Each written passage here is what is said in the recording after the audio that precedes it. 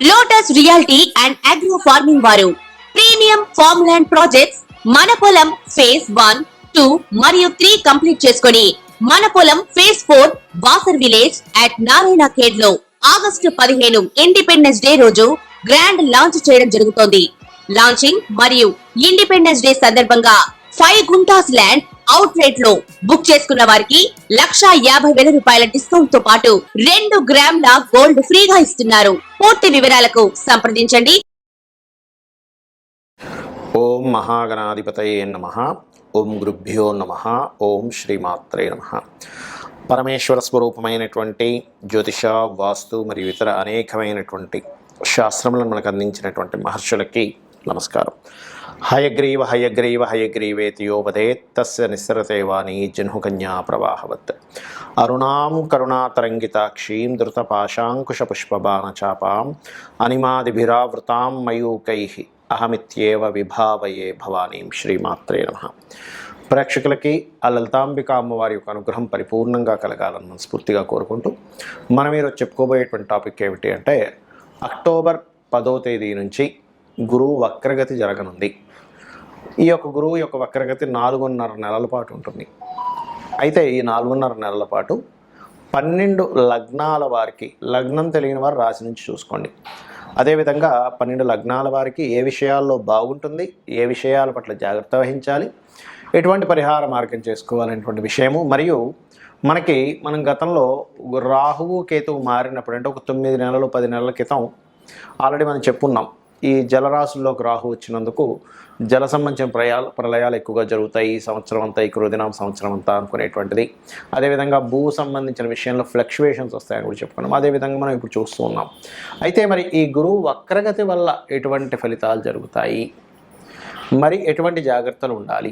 ఈ గురువు వక్రించినప్పుడు కుజుడు వెళ్ళి కర్కాటక రాశిలో నీచపడి అక్కడ మళ్ళీ వక్రిస్తున్నాడు.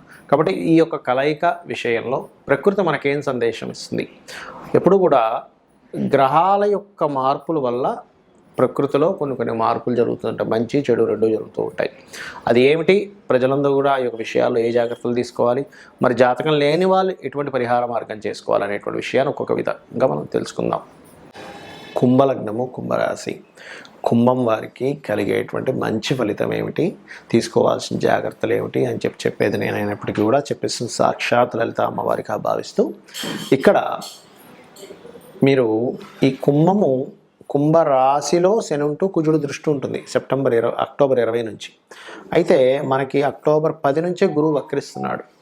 సో ఈ గురువు వక్రించేటప్పుడు కలిగే ఫలితాలు ఏమిటి, ఏ విషయాలను మంచి ఫలితాలు ఇస్తుంది అని మొట్టమొదటిగా తెలుసుకున్నట్లయితే, వ్యాపారంలో లాభాలు ఇస్తుందండి. ఇక్కడ స్ట్రెస్ ఎక్కువగా ఉంటుంది. రాశిలో కుజుడు శని ఉండి కుజుడు ఉన్నందుకు శారీరక శ్రమను కూడా ఎక్కువ ఇస్తుంది, ఇక్కడ ఇవ్వదని కాదు.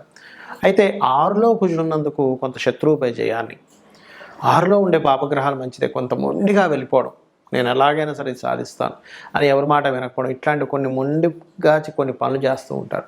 ఆ మొండిగా కొన్ని డైరింగ్ స్టెప్స్ వల్ల కూడా మీకు కొంత శారీరక శ్రమ, మానసిక స్ట్రెస్ ఉన్నప్పటికీ విజయం కూడా లభిస్తుంది, గురువు 4లో ఉన్న గురువు వక్రించినందుకు. అదేవిధంగా కొన్ని చూసుకున్నట్లయితే కొంత ఫైనాన్షియల్ డెవలప్మెంట్స్ కూడా వస్తాయి, రావని కాదు.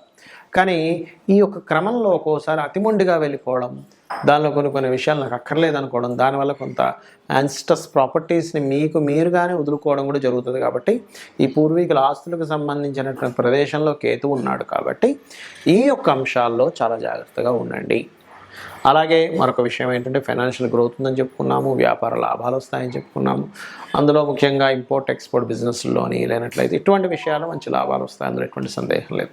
కాకపోతే కాస్త బాడీ పెయిన్స్ ఉన్నటువంటి వారు, వెన్ను నొప్పి ఉంటుంది, కొంతమందికి బాడీ పెయిన్స్ ఉంటాయి, నడువు నొప్పి ఉంటుంది, లేనట్లయితే ప్రతిదీ ఏదో పెయిన్ ఉంటుంది బాడీలో, అటువంటి వారు మాత్రం మీరు ప్రత్యేకంగా నవగ్రహాలలో నేతితో కానీ నూనెతో కానీ కుజ శని గ్రహాల దగ్గర ఖచ్చితంగా పెట్టండి దీపారాధన. దాంతోపాటు రాహుకేతువుల దగ్గర కూడా దీపారాధన చేసి ఒక 9 ప్రదక్షిణాలు చేసుకొని అదే ఆలయంలో శక్తిదేవత ఆరాధన కానీ, అంటే శక్తిదేవతలు ఆలయాలు అంటే ఏమిటి, అమ్మవారి ఆలయం కావచ్చు, లేనట్లయితే నరసింహస్వామి అయినా, ఆంజనేయ స్వామి అయినా, సుబ్రహ్మణ్యేశ్వర స్వామి అయినా, లేనట్లయితే దుర్గా అయినా, ఆంజనేయ స్వామి అంటే ఈ దేవతా స్వరూపాల దగ్గరికి వెళ్ళి ప్రదక్షిణం చేయండి రెగ్యులర్గా. మనలో ఉన్నటువంటి నెగిటివ్ ఆరా ఏదైతే ఉంటుందో నెగిటివ్ ఆరా ఆ టెంపుల్ ఆలయంలో ఉన్నటువంటి ఆ యంత్ర మహిమ వల్ల మనకు ఆ నెగిటివ్ ఆరా అనేటువంటిది పోతుంది. అదేవిధంగా మరొక విషయం ఏంటంటే గోవులకి క్యారెట్లు, బెల్లము, గ్రాసము, బెల్లంతో చేసిన 4 ఉండలుగా గోవుకి చిన్న ఉండలుగా గోవుకు తినిపించండి. మీకు ఉన్నటువంటి స్ట్రెస్ అనేటువంటిది కంప్లీట్గా పోతుంది. వీలైతే ఇంట్లో ఒక ఉప్పు వాటర్ తీసుకుని, ఒక టబ్లో వాటర్ తీసుకుని, గోరువెచ్చని నీళ్ళు తీసుకుని అందులో కాస్త కల్లుప్పు, ఒక 3 గుప్పెళ్ళు కల్లుప్పు వేసి కుర్చీలో కూర్చొని అందులో కొంత పాదాలు మరీ కాలిపోయేలా కాదు, కొంత గోరువెచ్చగా ఉండేటువంటి దాంట్లో కూర్చొని నమశివాయ మంత్రం కానీ లేకపోతే అమ్మవారికి సంబంధించిన ఏదైనా మంత్రం చేయండి. మీలో ఉండే స్ట్రెస్, నెగిటివ్ ఎనర్జీ కంప్లీట్గా తగ్గడం జరుగుతుంది. ఇప్పటి వరకు మనము ఫలానా లగ్నము లేదా ఫలానా రాశి అయితే ఏమవుతుందో చెప్పుకున్నాము. ఇప్పుడు గోచారంలో ఈ గ్రహాల వల్ల మనం చెప్పాను ఇందాక నేను మీకు ఏమని 10 నెలలు 11 నెలల క్రితం కూడా మనం 10 నెలల క్రితం 9 నెలల క్రితం మనం చెప్పుకున్నాం రాహు మారినప్పుడు ఈ జల ప్రళయాలు, ఎందుకంటే జలరాశుల్లోకి రాహు వచ్చినందుకు అని చెప్పుకున్నాం. అది యాజ్ ఇట్ ఈజ్గా మనకు కనబడుతుంది. ఎందుకు అంటే ప్రకృతిలో మనకి రామాయణ మహాభారతాల్లో కూడా ఇట్లాంటి అంశాలు చాలా ఉంటాయి. భీష్ములు వారు కానీ ఇవన్నీ చెప్తూ ఉంటారు. అంటే ఏమిటి, ఈ గ్రహాలు ఇలా ఉన్నాయి, యుద్ధాలు రాబోతున్నాయి, ఇటువంటివన్నీ.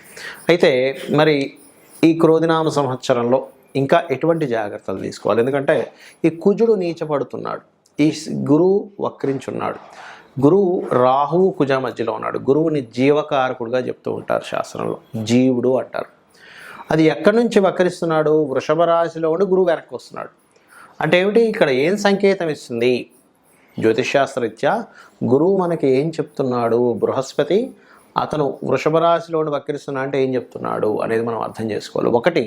ఒక మంచి సంకేతం ఇందులో ఉంది. ఏమిటంటే గురువు ఎప్పుడూ కూడా మనకి యాజ్ పర్ సైన్స్ పరంగా కూడా మనకి ఏదైనా శకలాలు భూమి మీదకి వస్తున్నాయంటే గురుత్వాకర్షణ శక్తి అంటారు. అంటే తన యొక్క శక్తితో తన వైపు తను లాక్కుంటాడు. అదేవిధంగా గురువు ఎప్పుడైతే జీవుడు అయినటువంటి గురువు బృహస్పతికి సంకేతంగా ఉండేటువంటి గురుగ్రహం వెనక్కి ఎప్పుడైతే మేషంలోకి వస్తుందో తను మనల్ని కాపాడేటువంటి దాంట్లో ఉన్నాడు. అంటే దైవం ఎన్ని ప్రళయాలు ఎట్లాంటివి వస్తున్నా కాపాడే దీంట్లో కొంతవరకు మనకి యోగం ఉంది అని చెప్పొచ్చు. మరి ఆయన ఎక్కడి నుంచి వెనక్కి వస్తున్నాడు? శుక్ర రాశి నుంచి వెనక్కి వస్తున్నాడు. అంటే దాని యొక్క సంకేతం ఏమిటంటే ఇంకా మనకి కుజుడు ఎప్పుడైతే నుంచి పొందుతున్నాడో ఈ యుద్ధ సంబంధించిన విషయాలు కానీ, వాటర్ రిలేటెడ్ సంబంధించిన, రైన్ రిలేటెడ్ సంబంధించిన విషయాలు కావచ్చు, సునామీలు లాంటివి కావచ్చు, యుద్ధాలు లాంటివి కావచ్చు, ప్రళయాలు కావచ్చు, ఇంకా ఉన్నాయి. కాబట్టి మీరు మీ ఫైనాన్షియల్ మ్యాటర్స్ విషయంలో చాలా జాగ్రత్తగా ఉండండి అని జూపిటర్ అక్కడ మనకు సంకేతం ఇస్తుంది.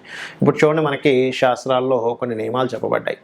ఒక సన్యాసి ఏ పూట కాపూటే అతను భిక్షాటన చేసుకుంటూ ధర్మబోధన చేసుకుంటూ ఉండాలట. కానీ ఒక గృహస్థు మాత్రం తన దగ్గర ఎప్పుడూ కూడా 1 సంవత్సరానికి సరిపోయే అంత ధనం ఉండాలట. ఎందుకంటే గృహస్థు ఎప్పుడు ఎలాంటి కరువు కాటకాలు వస్తాయో తెలియదు. సంవత్సరం సరిపోయేంత ధనం ఉంటే ఇంట్లో ఉండేటువంటి వారికి ఎటువంటి ఇబ్బంది రాదు. ఏదైనా ప్రాబ్లం వచ్చినా సరే సర్వైవ్ అవ్వడానికి టైం పడుతుందని చెప్తుంది. కాబట్టి ఏమిటి, ఈ యొక్క గురువు ఎప్పుడైతే వృషభ రాశి నుంచి వెనక్కి వస్తున్నాడో కొన్ని దేశాల్లో ఆర్థిక మాన్యం పెరిగేటువంటి యోగము, ఫైనాన్షియల్ రిలేటెడ్ సంబంధించిన క్రైసిస్ లాంటివి పెరగనున్నాయి అనేటువంటి జూపిటర్ ఈ 5-6 నెలలు అంటే కృతినామ సంవత్సరం అయిపోయే వరకు దాని ప్రభావం ఉంది. కాబట్టి మీరు ఉన్న ధనాన్ని, ఉన్న ధాన్యాన్ని, తినుబండారాలని వీటన్నిటినీ కాస్త జాగ్రత్తగా సేకరించుకొని ఉండండి అనేటువంటిది ఇక్కడ ఇచ్చేటువంటి ఒక సజెషన్. మరి ఇప్పటి వరకు మనం ఏదైతే ఫలానా రాశి అని చెప్పుకున్నాం, మరి రాశి తెలియదండి, లగ్నం తెలియదండి, నక్షత్రం తెలియదండి, మేమేం చేయాలి? చాలా సింపుల్, గుర్తుపెట్టుకోండి. మీకు దగ్గరలో గోశాలలు కనుక ఉన్నట్లయితే చక్కగా గోవు దగ్గరికి వెళ్ళి బెల్లము, క్యారెట్స్, అదేవిధంగా ఆకుకూరలు, గ్రాసము ఇటువంటివి తినిపించండి, సాక్షాత్ అమ్మవారిగా భావిస్తూ ఆ యొక్క గోవుని. అలాగే నవగ్రహాలు ఉంటాయి, నవగ్రహాల దగ్గరికి వెళ్ళి అక్కడ కుజ, శని, రాహుకేతు ఈ 4 గ్రహాల దగ్గర దీపారాధన చేయండి. దీనివల్ల ఏమవుతుందంటే మీరు పలానా దగ్గరికి వెళ్ళి ఇబ్బంది పడాలి, కానీ మీరు ఎప్పుడైతే ఆ గ్రహారాధన, దేవతారాధన చేస్తూ ఉంటారో ఆ దేవత మీకు ఒక సూచననిచ్చి ఆపుతుంది. అక్కడ ఏదో ఒక ఫ్రెండ్ రూపంలో వచ్చి ఎక్కడికి వెళ్తున్నావు, ఆగు నేను వస్తానని ఆపడము, లేకపోతే అటుగా ఇటు వెళ్దామని ఏదో. అంటే మనకి దైవం ఎలా ఉంటుందంటే ఎప్పుడూ కూడా దైవం డైరెక్ట్గా కనబడదండి. మనుష్య రూపంలోనో, వాహన రూపంలోనో, ఒక ఫోన్ కాల్ రూపంలోనో, ఆ రూపంలో వచ్చి మనల్ని సేవ్ చేస్తుంది. కాబట్టి ఇలా చేయండి. అది కాకుండా ఇప్పుడు మనం ఆల్రెడీ చాలా రోజుల నుంచి చెప్తున్నాం, మనకు ఆల్రెడీ చాలా దేశాల యుద్ధాలు ఇవన్నీ కూడా జరుగుతూనే ఉన్నాయి. ఎప్పుడైతే క్రోధినామ సంవత్సరానికి ముందు అక్కడ వచ్చినప్పటి నుంచి పెరుగుతూనే ఉన్నాయి. ఆ ప్రదేశాల్లో నివసించేవారు కూడా వాళ్ళకి ఎటువంటి కీడు జరగకుండా ఉండాలంటే చండీ వినండి, చండీ పారాయణం వినడం, చండీ ఆరాధన చేయడం, దీపాన్ని వెలిగించి దీపాన్ని చూస్తూ అగ్నిదేవుణ్ణి ఆరాధన చేయడం చేయండి. దానివల్ల ఏమవుతుందంటే అగ్ని జల విపత్తులు ఏవి కూడా రాకుండా ఉంటాయి. శ్రీమాత్రే నమః.